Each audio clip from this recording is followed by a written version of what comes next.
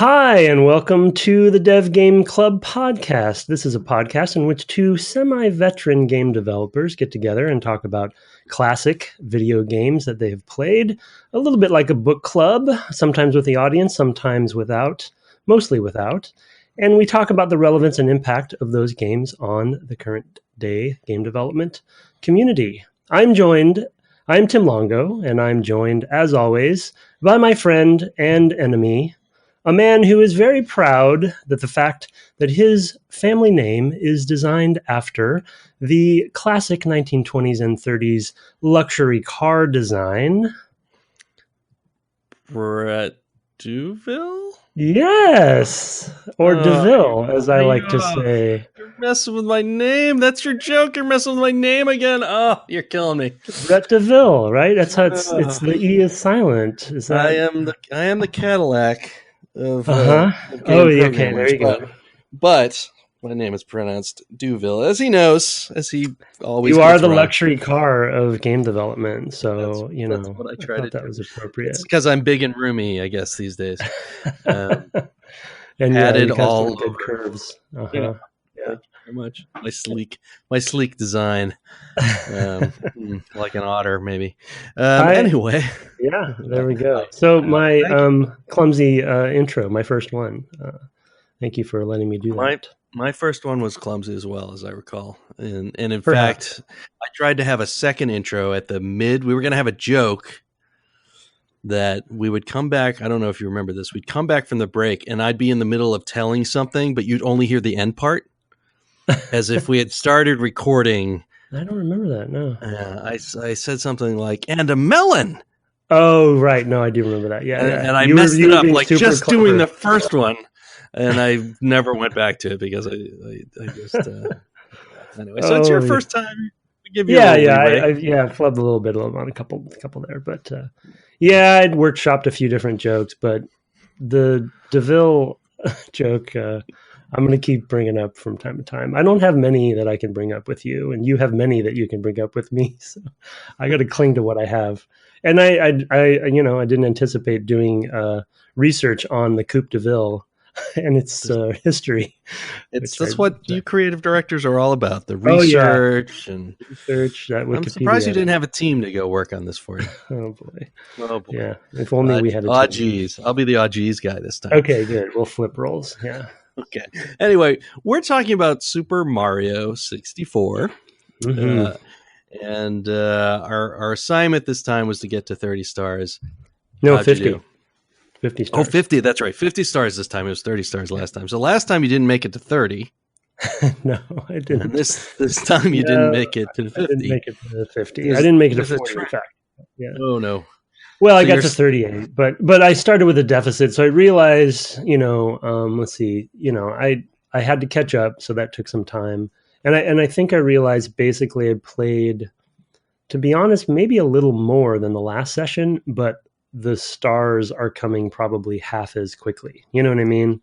So they're harder, so it's taking me twice as long. So I just, I didn't anticipate that being that bad.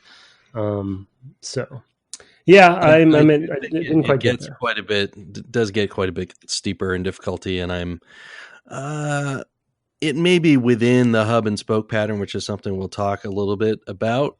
As you go deeper in stars on a given level, they tend to get more difficult, but definitely as you also get deeper into a set of levels, the challenges get more difficult. The ice level, for example, the snowy mountain or whatever what it's called, is the third or fourth in that set. And actually I found the maze pretty difficult in the second set, but not everybody. Oh, but sliding sand or shifting sand or whatever is probably the most difficult, and in it has the most difficult challenges. So as you get deeper into each set, I think the challenges get harder. I'm at 68. Yeah. Oh man, nice work. Because what's your journey been? You've been well. So I was making good progress. I had already had a couple more than 30 anyway, so I was moving along, and I decided that I would now start to do it the kind of OCD way and just fill them in and go back and get all the stars on everything. So I've gotten all 7 stars on the first 8 worlds. Wow. So that's 56. I got 6 out of the 7 on the 9th world, which is Bowser's submarine, which is only there for 1 level. But that's what it's called. Oh no, it's the something docks. It's not called that. The first star is called Dire Docks, I think. Dire Docks. Yes, you're right. And then I found 6 of the castle stars, which include three hats. I think you get a star for each hat.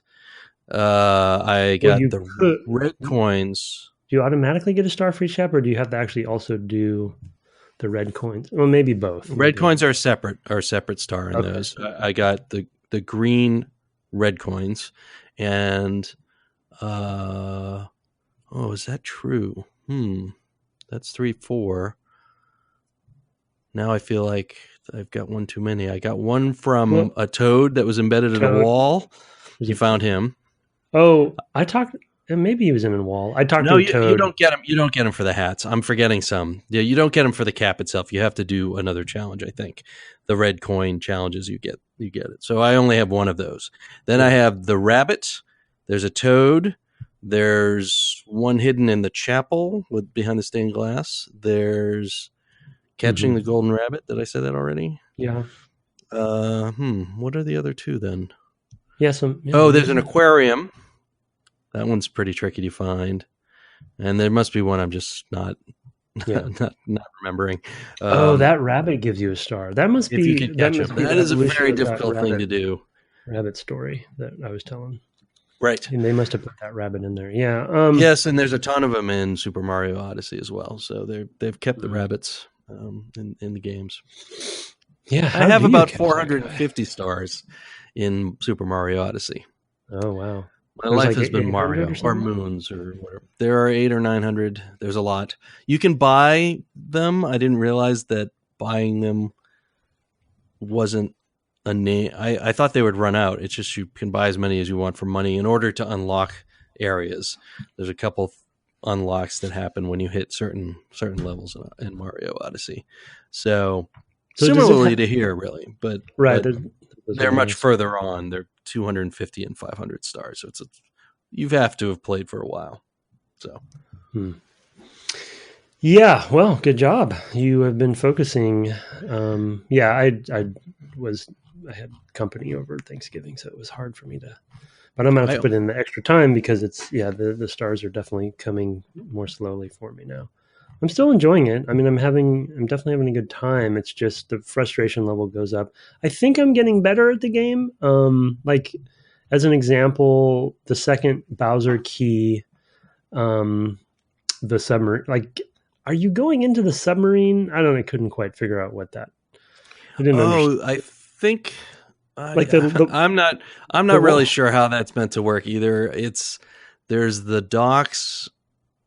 And I didn't think that place you could drop into was there when I went to the docks the first time. No, it wasn't. The blue water plane moves back, and then it gives you access to that to the second Bowser key level. Oh, that's what happened. Okay, yeah. I didn't follow that either. And right, so then you can get in and defeat Bowser. It was a long time for me between those two because it was at that point that I decided I'd go back.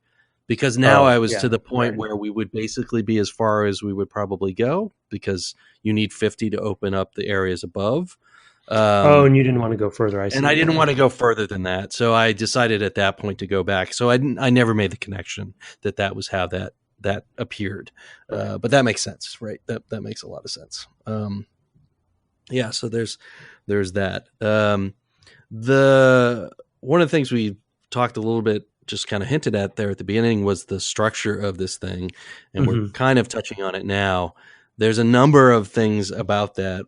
The difficulty is one, but the bigger thing is what you have often referred to in the past as hub and spoke.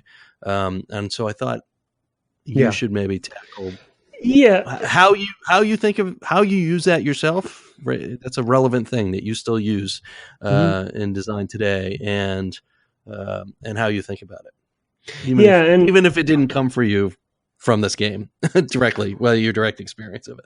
Well, yeah, I think, well, my memory of it, and at least the way I reference it personally today, is it actually did come, even though I didn't finish this game at the time, it did come from this game, and generally people, I guess, of my era reference this game. Obviously, hub and spoke is just a commonplace thing now, and I'm not necessarily, I didn't do the research to figure out exactly what the first hub and spoke game would have been if this wasn't, the one, but it's the one that I use because with the translation and the way at least you would use it, and we've talked about it in the past on past games or whatever, is because of the translation to 3D, and I've talked about this a little bit on previous episodes of this series, that more, a little bit more sense of exploration that this game has that the 2D games didn't have as much of because of the nature of the 2D.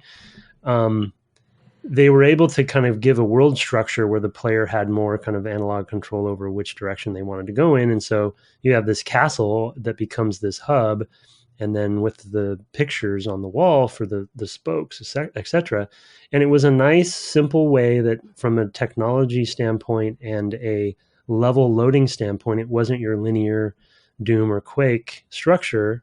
It was, it was sort of it felt like a series of worlds that were connected in a more cohesive way where I could make choices about what I was going to play, as long as I had the stars for it, what I wanted to play when, and kind of go back and forth. And it was kind of on me to explore and make those choices on my own.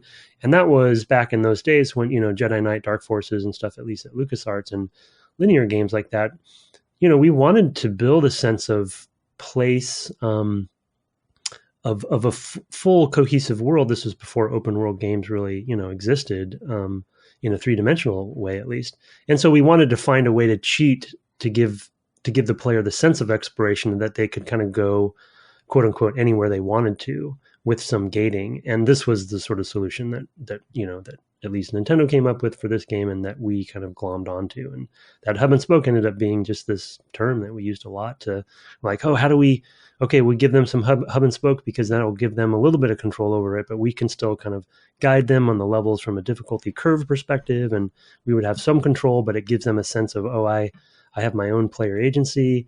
So that was just the kind of right. the structure that I thought. I definitely remember this being the time.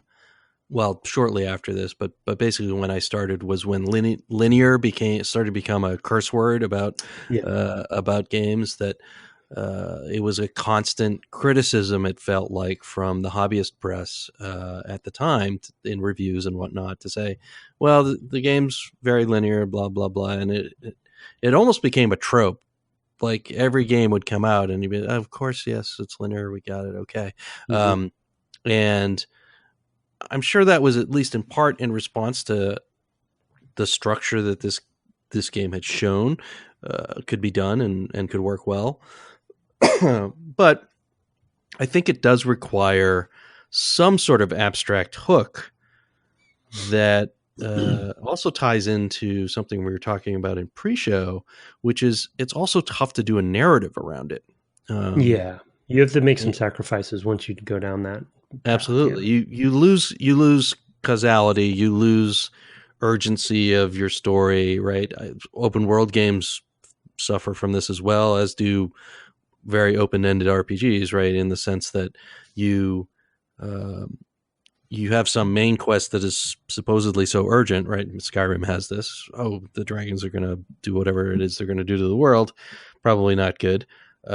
Oh, but I'm going to go pick some flowers, or, oh, this person wants me to deliver this thing. And you just follow whatever. And the urgency of that story is just not there for the player unless they really want it to be. So we at Bethesda had just always treated it as, we'll treat it as if they care. Yeah. We'll play it straight, and it'll be there to be urgent for them when they want to do it. Right. Which you kind of have to do with narrative games. But in a game like the Mario games, where everything is pretty abstract and the story is the princess is kidnapped and please go get her, and that's everything, and none of the worlds have to make any sort of sense from one to the other, you're not tied in any way to do that. So the abstraction really helps it work with that structure. Mm-hmm. Yeah, and we kind of, I think, feel like we talked a little bit about this with Super Mario World as well, because there was kind of that world map had obviously linearity to it, for the most part, but there were a lot of offshoots and shortcuts and things you could do. Right. It feels like, to kind of expand upon your choices as a player from a macro, structure perspective.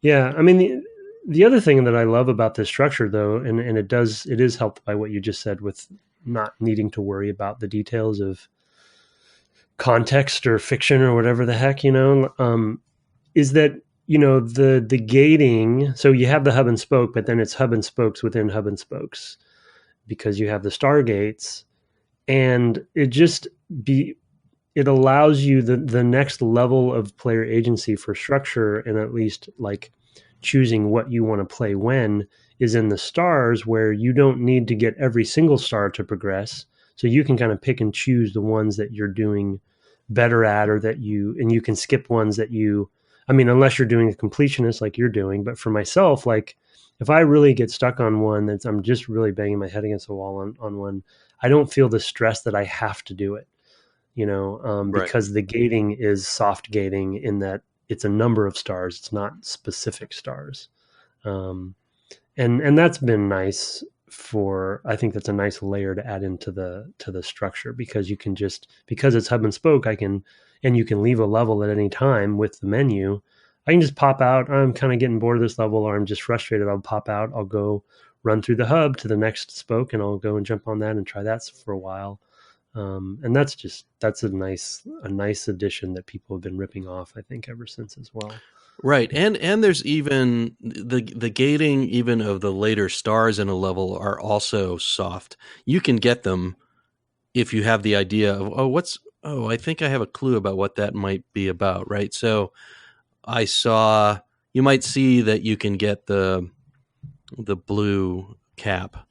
I saw that I could get the blue cap in the Dire Docks, and even though the level name had nothing to do with hats, I saw that and said, "Oh, I bet I know what I could do with that." Mm-hmm. And I figured it out right then, and get that star out of order. And similarly with the last one there, in that level I just got before the cast this evening, was the same thing, where I wasn't really sure what the clue was trying to tell me, and so I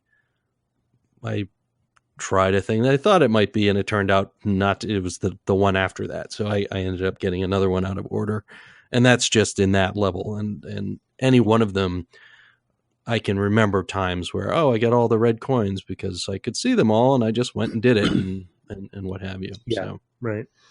Yeah, it's kind of like it's almost like though maybe it wasn't fully intentional on their part, it's almost like dynamic difficulty built into the structure of the level design and the item placement within the levels, because you could happen upon, like you said, a solution to something, and therefore it's that particular one is easier for you than maybe the one you're supposed to be doing right now. Right. But that's okay. And then they, in a very nice way, show you at the end of getting that star, there's 2 or 3 between the one you got and the last one you got. So it's like, okay, now I know how many there, so they kind of keep track of things for you nicely, which is, I think, well done and fairly elegant.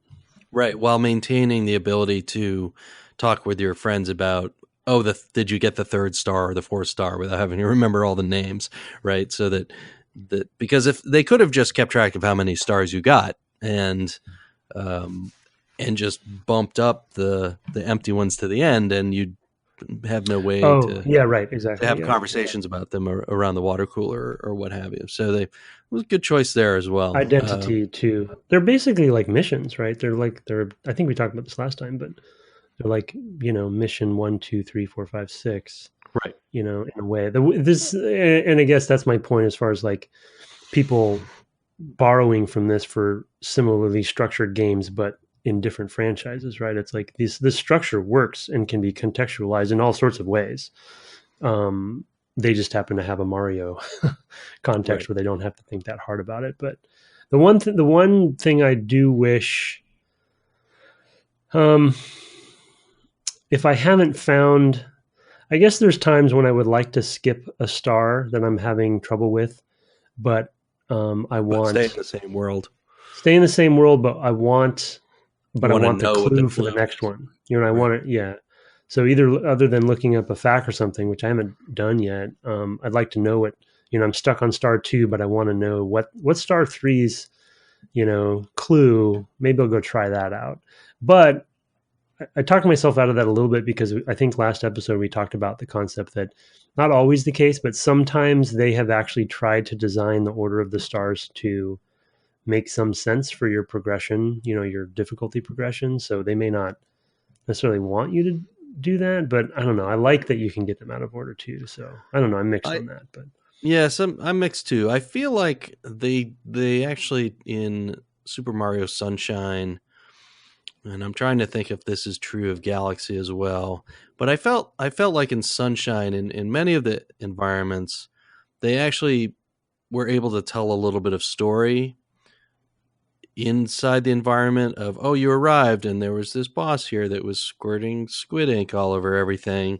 So you took care of that, but now you have this other problem, right? And they were linked in that way, one after the other. And of course, there were always some that were not, and not every level was that way. But I sort of felt like the progression, the natural evolution of this was to make the order of those matter in some way. Here they don't feel. It's very rare. I can't think of a time when I've thought, oh, those really do feel like they go together in that order. Although some things do unlock, as we talked. yeah, there's some Last unlocked. time. Yeah, there's some that are explicitly locked. It's funny that But they don't. there's no narrative around it. It's more No. I did this thing and now this thing appeared maybe and that's it. That's the whole Yeah, narrative. I yeah, defeated Womp and now I can climb this tower or whatever. yeah. So I f- it's pretty narrow. Yeah, I feel like an evolution of this, an obvious evolution that is maybe almost too obvious to state is I come into a level and it'd be nice to be able to pick which star I want to go after. You know what I mean? You Mm-hmm. kind of select it like you do a mission in a RPG or something, like you tag it, or really many games have it now. It's like, oh, this is the mission I'm focusing on. And so, that'll give me the clue or maybe it shows up on the map or whatever. So, Right. Having the clues visible once maybe you had done the first one or something like that, which does sort of establish the space often, I think, would be really nice, because after that it really is just a grab bag in the order. I haven't been able to detect an order that makes a lot of sense in any of them. So, no. but yeah, it is, I agree, a structure that I think people started looking at. I feel like there was an article in Game Developer Magazine around this time talking about the structure. At the time, there wasn't a lot of writing or analysis by developers of other people's games. It was mostly just the press, right? So it was a little bit before blogs and things. So it was interesting to see that appear in Game Developer Magazine. I think I'm remembering that correctly. I'll have to go back and look, but I feel like around 98, because of course that's when I started, and there might have been some 97 copies lying around. Yeah. It rings a bell. Yes, I seem to remember somebody really exhaustively discussing that. If I can find that, because I know that archive is available somewhere on the internet, I will link it in the show notes. I'll spend some time on that tomorrow. But yeah, do you want to go from macro to really micro? Yeah, I was going to jump into that too. I think the other topic that that I wrote down in my notes that we haven't talked too much about, but that I've been very impressed by the more that I've gotten better at the game, I guess. And it was sort of the case, I guess, for Super Mario World as well. From a 2D perspective, though, maybe not as many variables there for them to fool with. Is really the way, it's hard to summarize, but it's really their contextual move set and controls, and how they have done translated from 2D into 3D the Mario kind of movement tropes of comboing a few buttons and as Brett added, movement together for many different outcomes. And so what I mean by that is obviously with just the jump button, you have the triple jump, right, which requires timing and movement, right? And so not movement, actually. It's easier with movement, I well, think. you can't get the third jump without moving. No, you right? can. Oh, you can? I haven't been able to do Yes. that. It's purely timing. Okay, so I just suck, I guess. Well, it's not easy, and it took me a while. So we didn't talk about it, but my biggest challenge was there was a star that took me about 2 hours to get good enough to get, and it was the eight red coins in the shifting sand level, which you have to fly to. And I'm not and going to do that.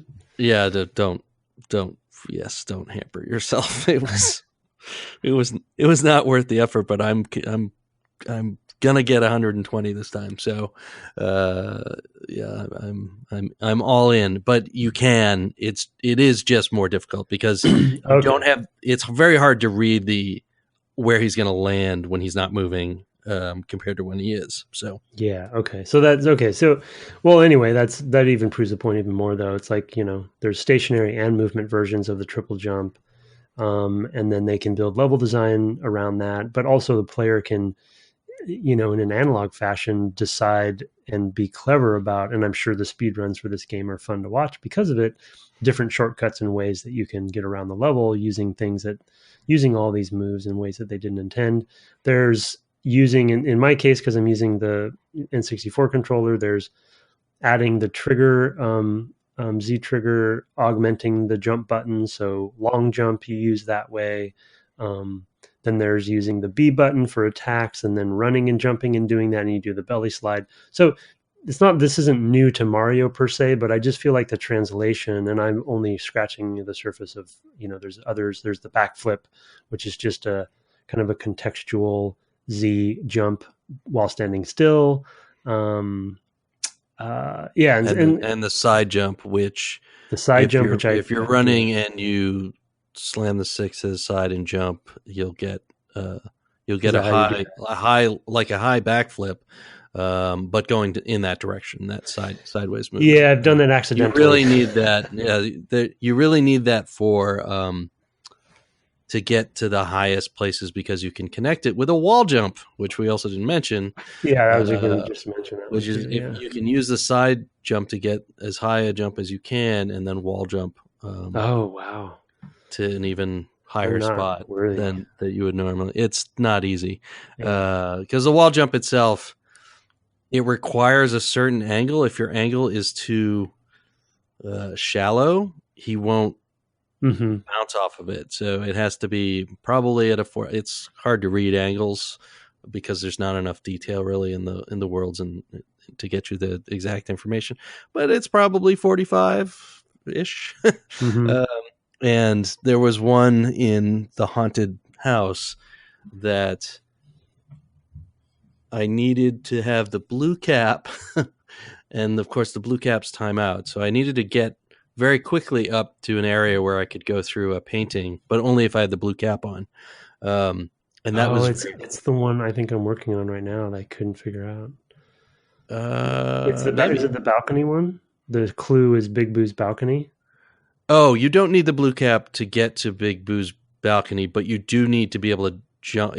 There's 2 ways to get to it. You can jump with a double jump, I think. Maybe it's just a regular jump, and you can still get up there, but it's very precise. It's a little bit easier to do the side jump because you get more altitude from the side jump, and then you can jump off the wall. In both cases, you have to wall jump to get up there. So it is, but to do that and have it on timing, because there are actually two stars up there. There's the Big Boo, and then there's another one. Was something else. So that took a little while too. Not nearly. That was more like a dozen tries or something like that. Yeah. Because I didn't get kicked out of the level or anything like that. I could just try again and again. The frustrating times are when you're sent out. Kicked out of the painting and have to go back in and find your way. Yeah. Yeah, it's also interesting. There's a little bit of strategy to kind of, this goes back a little bit to structure, but strategy to, um, if you're doing well on the 8 red coins, and kind of like, do I want to finish that because I'll get kicked out, or do I want to stay going after the star I'm going after, and then have to get kicked out and then start the red coins over? Like sort of some of the things like that. Or luckily the 100 coins, we talked about that last time, but when you get a 100 coin star, you don't get kicked out. Right. Nice. Yeah. What had happened to me was actually I had been up high and got the 100th star in the middle of a jump or something. And I was so surprised that I needed to have the stick still pushed or something when I came back, because it basically just grabs it wherever you are. And or it made me have to jump to a place where it was difficult to then land it. I can't remember exactly what happened, but it wasn't that it kicked me out. It was that I failed and had to go all the way back up to get the final star or whatever it was. Yeah, I see. Yeah. Well, I mean, anyway, I almost always do my 100 star runs in the same run I'm doing the 8 red coins now. Yeah, that makes sense. That seems to be the way. That's 16 coins right there. So yeah, that was been my. Yeah, I mean, just on the micro, just going back to the microcontroller, just the translation to 3D for this, and I think I mentioned this in the first or second episode.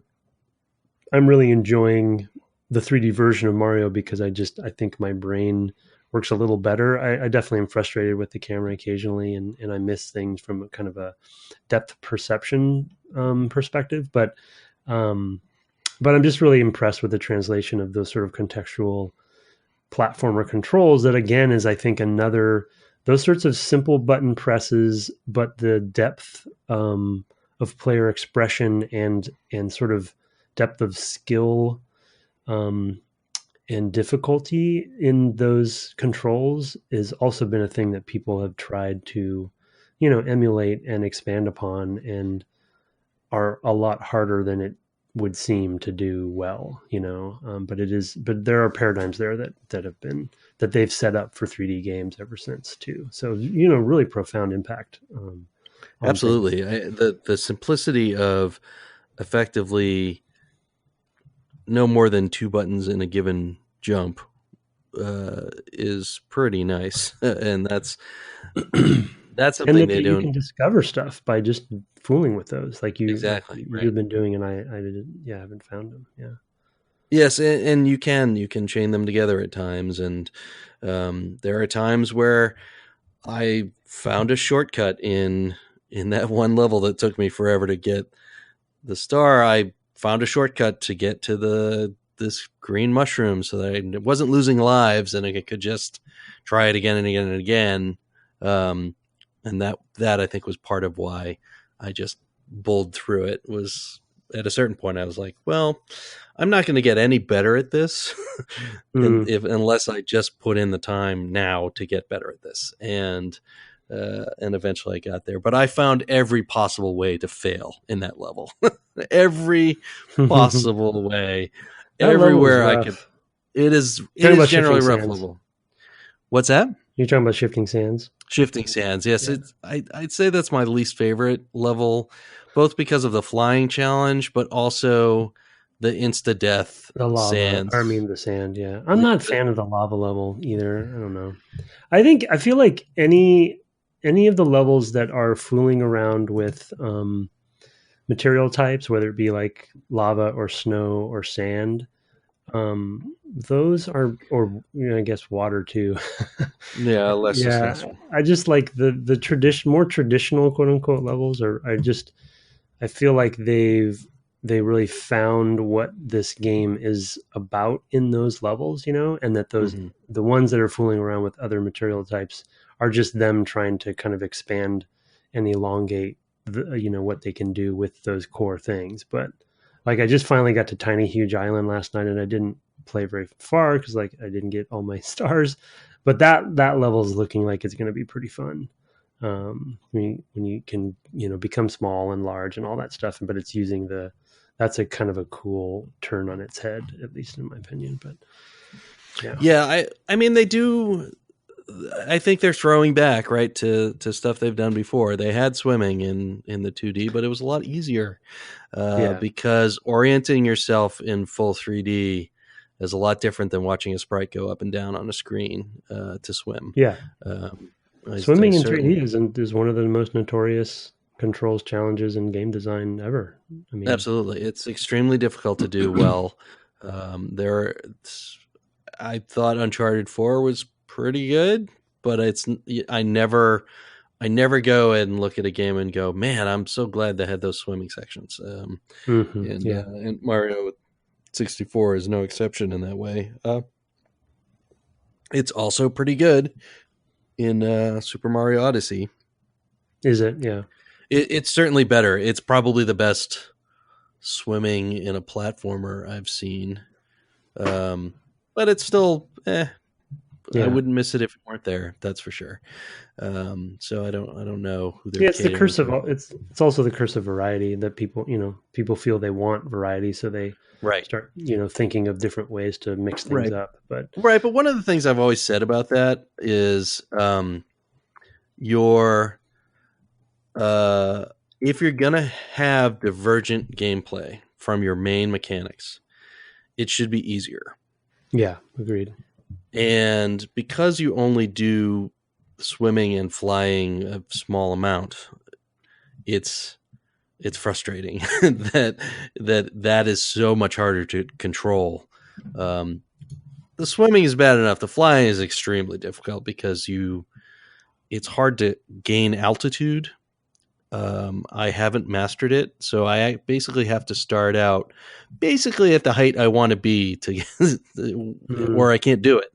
And I'm dreading going back and getting the red coins from where you get from where the switch is, because that's going to be terrible. That's going to be another 2-hour bang my head against the controller. Oh, you mean where the actual red hat switch is? Right. Where you actually get the red hat the first time. I just got that hat. You gave me that clue, which banged my head against the wall, even that for a while. And then, I finally got it, which is pretty clever once you get it, but I would never have gotten it if you hadn't given me that clue. Anyway, that's the only time I've really done much flying is in that level, and I do not know what's going on. I have no idea how the flying controls work right now. It's actually very similar to having the cape, but again, because I wasn't good at the cape either, though. No, I wasn't either, but I got a lot better at the cape, a lot faster than I got than I got with the 3D, because there's the extra complication, and there's just not as much fudge factor. Like, we've really enjoyed the analog nature of the levels and being able to correct, and when the challenges hit this small thing that's not much smaller, it's a little bit smaller than Mario, in the coins that are floating in the air, that's a really difficult thing to do. When the controls are not as you can't determine. You don't have the shadow beneath you telling you, I'm the equivalent of the shadow beneath you. So you don't have some kind of targeting thing. You're trying to keep it centered on the screen, but you're dipping and raising. But it's hard to judge the distance. Should I start dipping to gain some updraft now? When should I do that? It's really, really very hard. And flying isn't really a huge aspect of the other games, I would say. I'm trying to remember if there's anything that's really flying in Galaxy. I think you just get shot places and you're not controlling the flight. So I can't remember anything where you had to control it. Well, anyway. I mean, again, luckily maybe I won't have to do much flying if I don't want to, if I don't have to. No, I don't think you'll have to do any if you don't want to. If you're just going to get the 70 that you need. So. Yeah, the last real quick note that I noticed that I wrote down that I didn't mention pre-show is just I'm so jealous of this whole game. Seems like a series of almost prototypes and experimentation, levels that they're experimental levels that they're just, you know what I mean? Like, it's like they're okay. We're going to do a 3D Mario. Let's just see what we can do, and we're just going to make up a bunch of stuff that we don't care what it, okay, this is a submarine level, but whatever. There's a bunch of other weird stuff going on.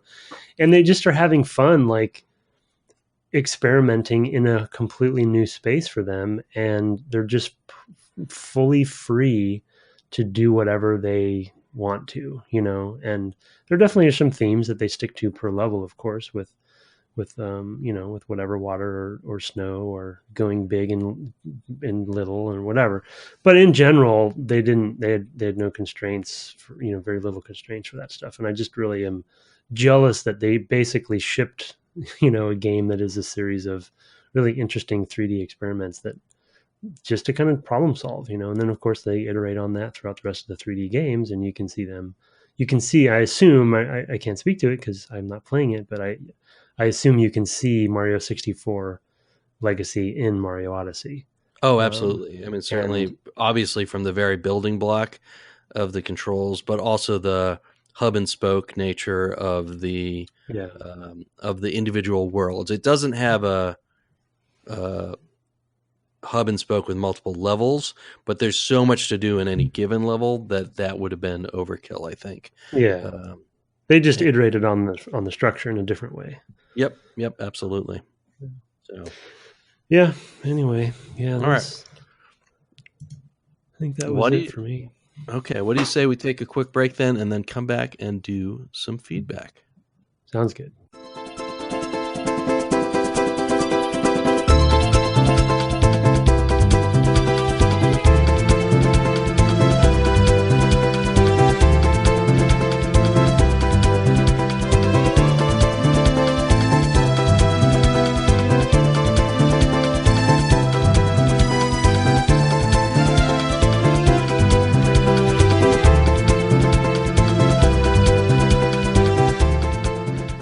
Welcome back from the break.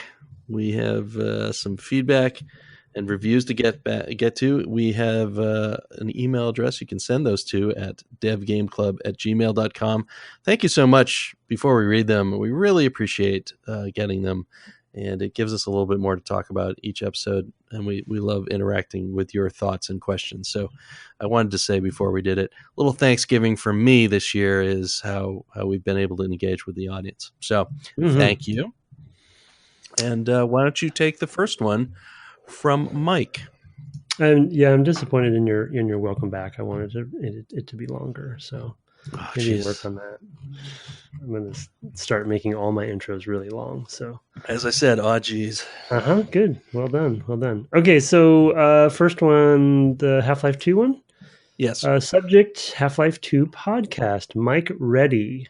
A professor at the University of South Wales in future technology and games. Yes. Thought I'd throw that in there. Yeah, that's sweet. Okay, yeah, thank you.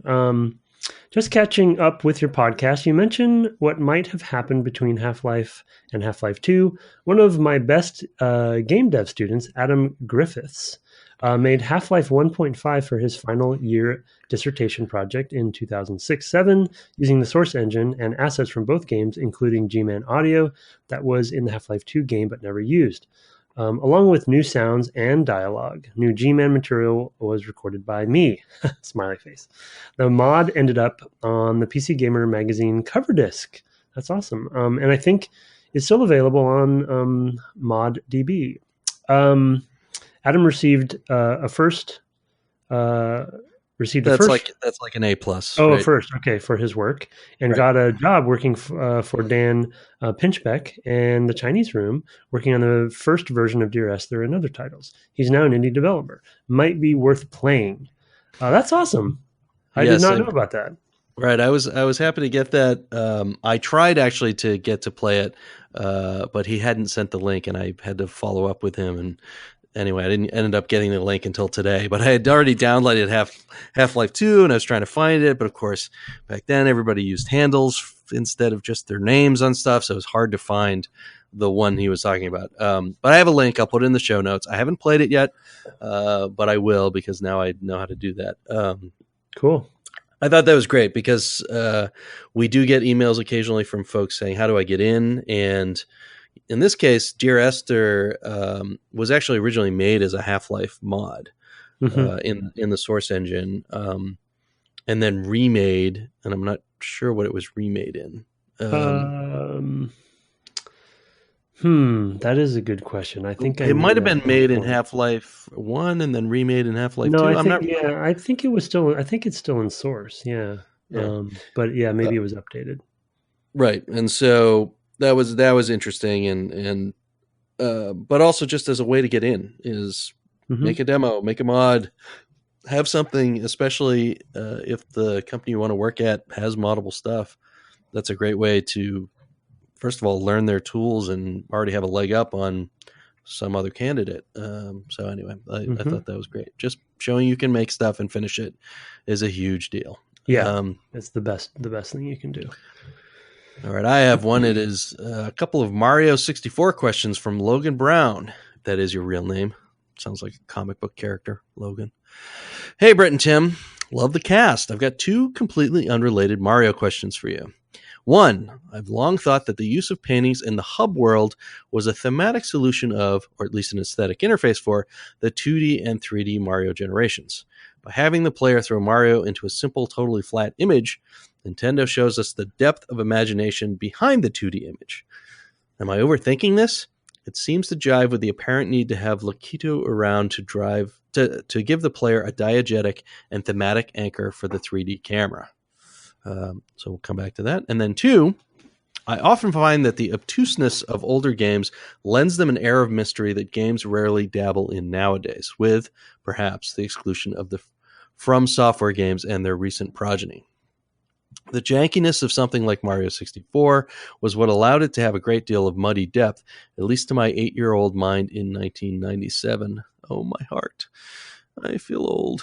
For instance, I find it hard to believe that a game now would hide stars around every turn or include something as arcane as entrance to the sky cap level for which you have to look up at the sun mural, which Tim finally found. Given that you both work on big-budget AAA games, I was wondering if this kind of messiness ever gets tossed around, or if that kind of risk is typically left to the indies. Or perhaps I'm merely confusing mystery with nostalgia. Sorry these are so long. Keep up the good work. Logan. So the first part was about 2D and the depth of 2D and things like that. I think there's something there just in terms of calling back at the very least to their heritage, and it's a theme they've revisited many times. There are actually big thing in Odyssey, right? Yes. And they're, I wouldn't say they're a big thing, but they're there. But also, isn't there have been 2D, 3D Mario tricks quite along the way. Oh, there's more 2D stuff in Mario. That might be what you meant. Not a lot of 3D. There are not a lot of images that you jump into. They're there, but they're kind of hidden away. But there is a lot of I meant the 2D stuff. Yes. Yeah, they do like a 2D recreation of something. I've just seen a screenshot in Odyssey. You go into a pipe and you'll turn up in a 2D world in the environment, but it might be on a 3D space, or it might be on a curved space or something like that. It's really interesting and good. Yeah. Well, they have like, I don't know, there's Paper Mario. Then there's also like, having finished Link Between Worlds, the whole big theme behind that is paintings. That's the one I was thinking of. Yes. Yeah, paintings and becoming becoming two-dimensional and then going through into the other world. So there's a sort of implication that you're going from 2D to 3D there. I mean, I think the 3DS Mario might also have a 2D, 3D. Oh, Super Mario Land, which I did get. I started playing that before. Maybe I'll go back to that. I don't know if it does or not.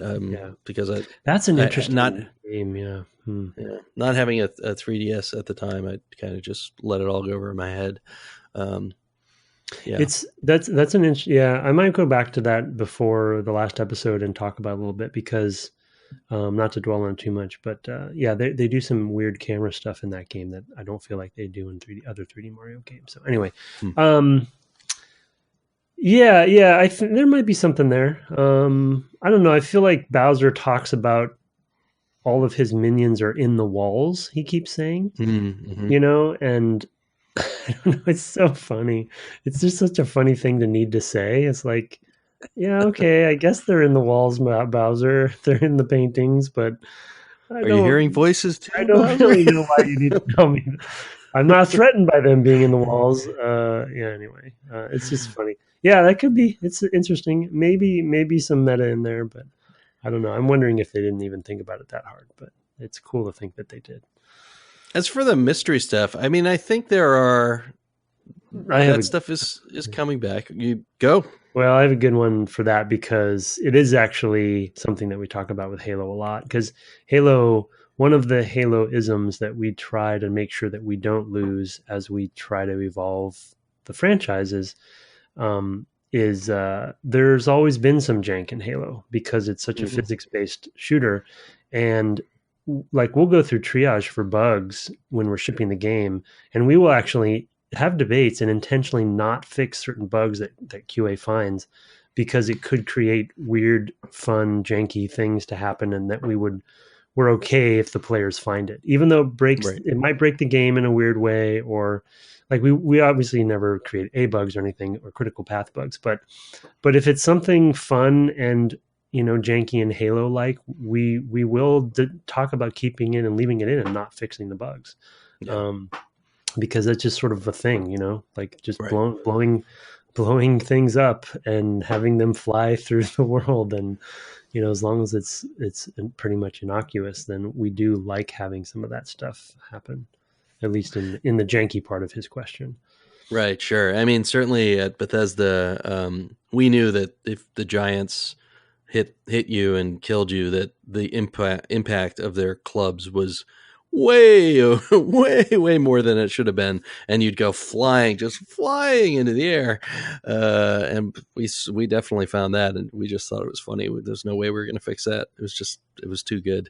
It was thematic too, but it was all out of proportion.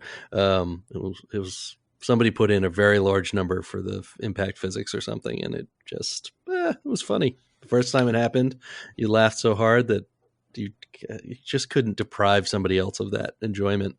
The games are that way as well, but I think he means often more of the or just the hard to find things, like intentionally like the bunny rabbit, or or looking up in the sky, are weird, strange things. Although they're often signaled, right? The bunny rabbit's gold. The sunlight appears at a certain point so that it actually indicates that something's changed. So I think that there are clues there, but it's a matter of being able to read them. I feel like adventure games do that if they're doing it well. We talked a lot about that when we talked about Day of the Tentacle, because it intentionally is, in a way, it's intentionally janky, right? You're meant to not fully understand what to do and try other weird things that might be the right idea, and pay off with something funny. So it's a different sort of. It's intentionally giving you possibilities that just will have opportunities for silly lines and things like that. Yeah, which is good. Yeah, on that side of it, I do agree with him that I think that the trend has died down as games have become bigger and bigger blockbusters, where the resources you spend on something, there's that debate I think we've talked about on the podcast before of like how many people are going to see a thing, and so you want everything to be as polished as possible. And I am bummed about that. I do think there are modern games still, and I think From Software is a good recent example where it depends on the game genre and the game franchise to some degree. I feel like with, we have Easter eggs, for instance, in Halo 5 that are, they're not critical path stuff like a star, but they're things that people still haven't found, and they're just fun for us to do. But they're things that maybe not other genres would do or other games would do because there's not a legacy there. But more sandboxy games, I think modern ones still try to. I can't think of a good example, but they still try to have some of that stuff in. But when you have some of like the Uncharted or something, like maybe that stuff is out of place, right, in that particular game, right? Because it's too realistic. Yeah, I was going to say, I think that actually one of the things about a Mario 64 is that because it's so abstract, they can do one-off stuff that they don't have to pay off on again and again and again, and make it a mechanic that they use one time to get the 1 star and never use it again. And they're okay with that. And part of that was lower development costs. I think it's also partly a more Japanese model. I wrote a blog post about this a long time ago, where you can see flashes of passion in video games where somebody will just do something different in one level that's just different in one way. It's the only time you ever see it. And I'll try to track that down and link that in the show notes as well.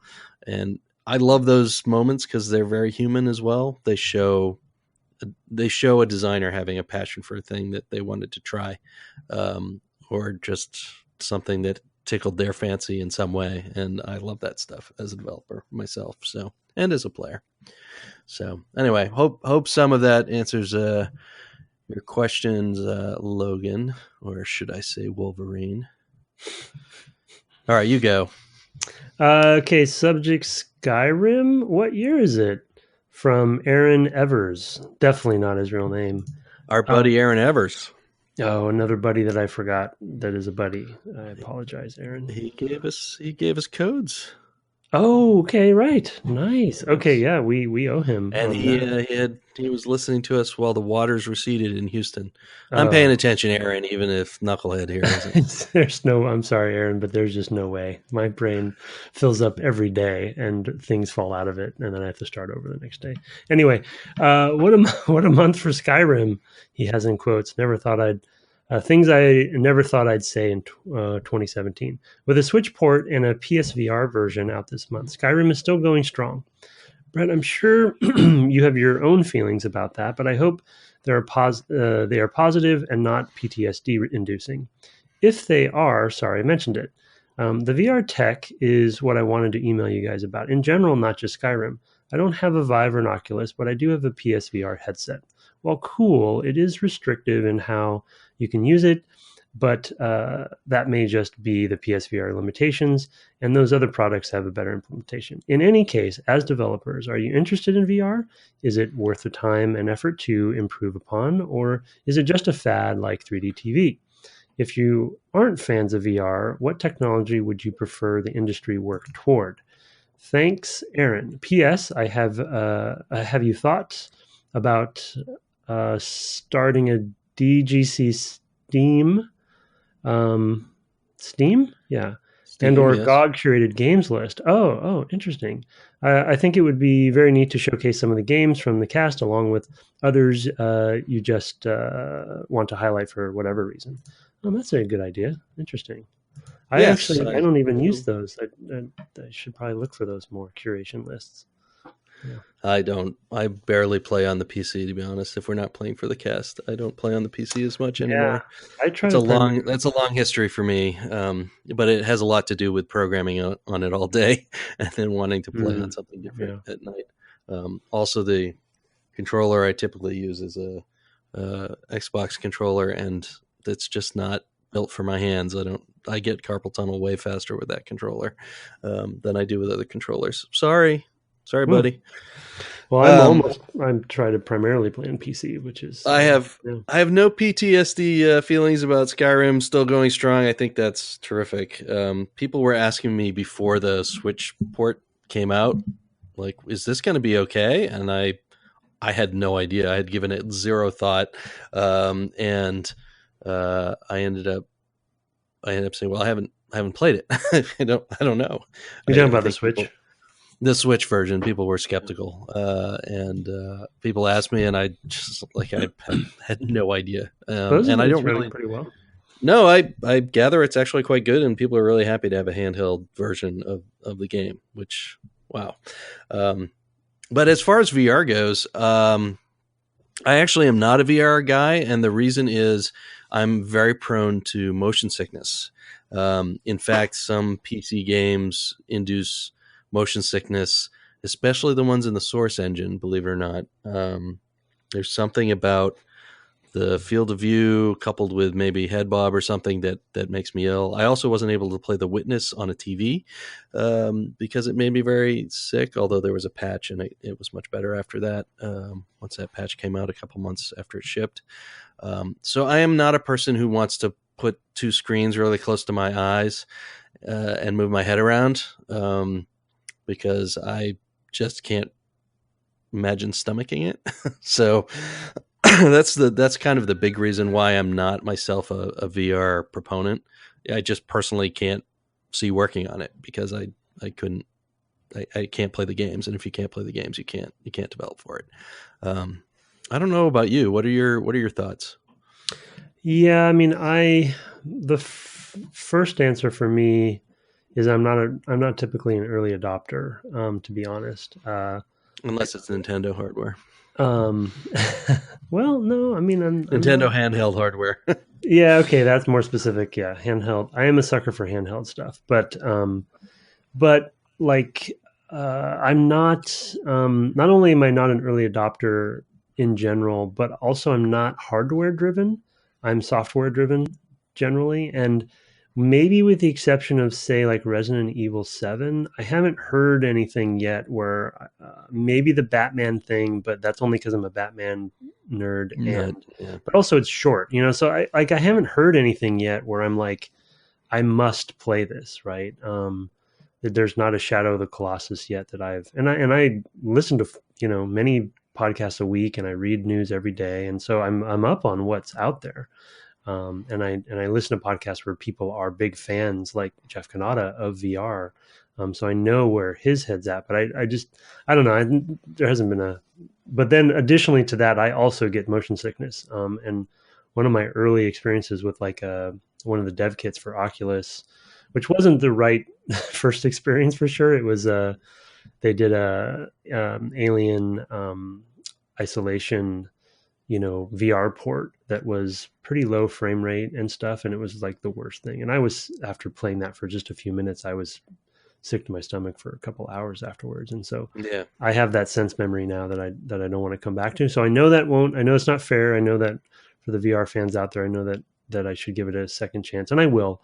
I guess I'm just looking for the right and the price. I gotta admit, as it's hard to justify. I do have a PC that can run it, so I'm ready. I just need the stars to align. Yeah, I probably will never be a VR person. I'm not really interested in giving it a third or fourth chance. I mean, we had it. They were looking at it in the 80s. They looked at it in the 90s. That was the last time I actually tried it. It just keeps coming back. Fundamentally, I feel like this thing where you further isolate yourself from humanity by putting this thing on your head that you can't see the people around you, and you look kind of dorky to anyone who might see you. Just not my thing. Like, I thought that Time magazine cover was about the most damaging possible vision for VR to be put in front of the mainstream public. I could just, it's like this doughy white bro. I think that was part of their point, though. I mean, I'm sure it was, but I think it really damned VR's chances. Yeah. Even though I hear people who try it just go, "Man, this is amazing." People who are not games people. I think this one's gonna stick, and I'm excited to eventually get into it, but I think I'm just waiting for the right time. Like, I do want a variety of experience. I agree with you that I don't think it's something that I want to be in for hours and hours and excluded from people. I'm interested in AR too. I want to see where that goes. So I'm excited that it's around, but I'm just not rushing to it. But yeah, I don't think it'll be for everybody though, for sure. As far as technology, I'd prefer the industry work towards. I don't know that I have a specific technology that I think about that I would be. That's a tough one. Even having read this email a day or two ago, I don't have a good answer for that. So I'm gonna have to let that one stew longer. I don't know if you have anything. Hardware wise, maybe I can't think of anything specific hardware. Like I just said, though, I think AR is interesting to me more than VR right now, or I'm more interested to see where it goes. Maybe less hardware, more software, the area that I still think I'm excited that we go much further in, that I would assume you would be too, is I feel like we're not. You say AI? Yeah, I just feel like we're not even close to scratching the surface on what we should be doing with AI. I think it's going to be similar to what physics did for the industry and has still been doing, and is continuing to do. And not that we've cracked physics, but I think we've come up with a bunch of fun things to do with physics. I just don't think AI we've done enough with, and we're still, it's just, I don't know, just the potential of what could be. In my, caveman Tim way, which I don't understand all the stuff you do. That's the place. That's okay. I don't understand half the stuff I do. At least I got that on air. So thank you for giving me that. All right. I have the thanks, Aaron. I have the last email. It is from Ben Zog, our friend Ben from Iowa, who didn't sign it that way, but I'm pretty sure that's who it is. The subject is EA microtransactions. A little follow up on, I believe, last time. Something you may not know is that EA makes a lot of money from Ultimate Team modes in Madden and FIFA, also $60 games.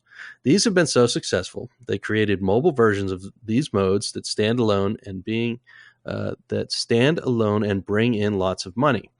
These are optional modes on console where you build a team from cards you get from packs or can buy with non-premium currency on an auction house. I think the success they've seen in those markets led them to believe that they would have similar success in Star Wars. If people are willing to spend money to get Aaron Rodgers or Lionel Messi, why not Darth Vader? One big difference is that the sports games have major game modes that just use default teams, including online competitive play. Another thing is that there are many athletes that are viable to put on your ultimate team, but there's only one Darth Vader. Additionally, if someone else is using Aaron Rodgers, I'm not locked out from him, like I am if someone else is using Darth. Thanks, Ben. That's true. I had other thoughts about microtransactions as well that kind of came to me later and hadn't thought about it. I was vaguely aware of the FIFA Ultimate Team mode and packs and things like that. It didn't occur to me. Just because I don't play those games myself, and so it didn't really stick. But I did know that there was some real world money purchases in those games. Again, I feel like that is an unfortunate side effect of Monopoly with the FIFA license. It lets them push that, and that title sells very well and is very well made. So it doesn't feel like the sort of title that really needs to have additional revenue streams. That's me. Yeah. Well, no, yeah.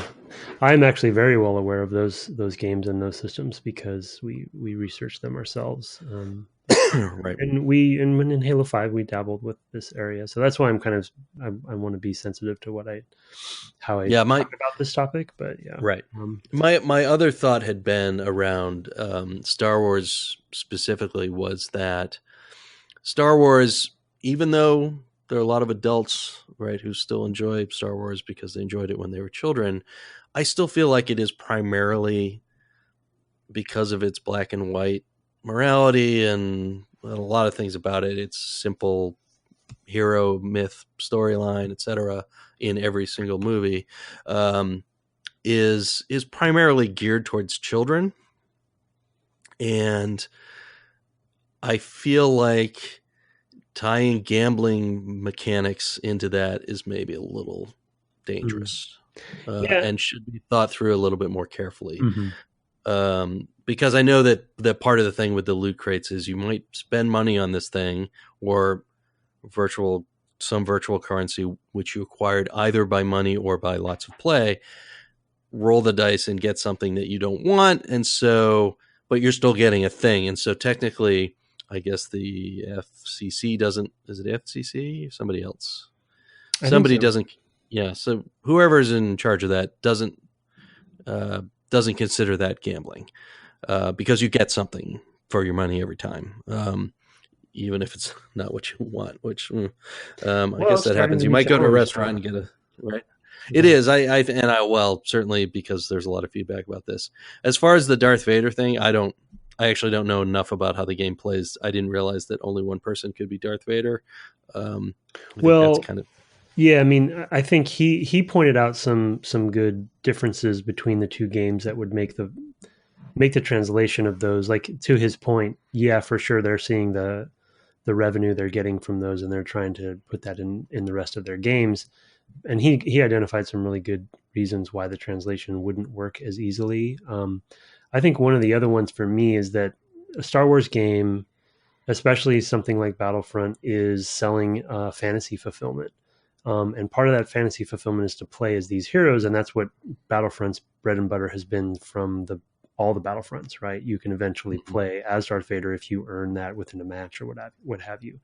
But they've added in this extra layer that that I bought the game so I can play as Darth Vader if I do a good job within the match. But now you can't even do that unless you grind, and in a soccer game, you're more playing as the team. You know what I mean? Mm-hmm. You're not, yes, there's individual players, but I think the abstraction is a little different, and the fantasy of those games is different enough where it's not iconic heroes per se. Right. The players are iconic. There's a lot of players, and right. That's true.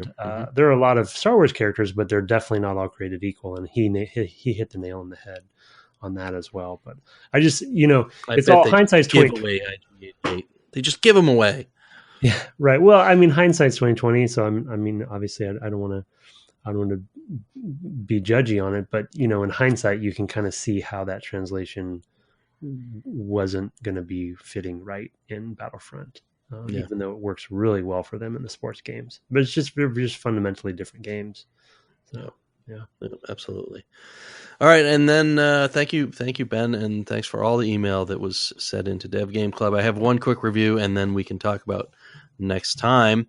This review put in through Apple Podcasts is from Jationi, whose real name is Piotr, as it says in the review. This says, "Thanks, guys, for the pod. Phenomenal podcast from two experienced experts who maintain accessibility and friendly atmosphere and manage to convey enormous amounts of game dev knowledge I then use to impress my gaming buddies. Haha, good job and thanks." So, and that's signed Piotr right there in the body of the review. Thanks, Piotr. Yes, that's right. Impress your friends. Yeah, that's good use of this podcast, I think. Yes, that's good. So next I use time it to impress my friends as well. So indeed you do. Next time we're gonna finish this game. At least we're going to get the 70 required stars and battle Bowser one last time. I'm gonna try. It's gonna be tough to find time to get another 52 stars, but I don't know if I'm gonna be able to do that. Wow. I don't know if I'll have the time, but I might try to get it in. We'll see how it goes this week. I will be doing the bare minimum. You have not managed to even do the bare minimum thus far, so we'll see how that goes. No, I have to this time though, or I won't finish. So you say. Yeah.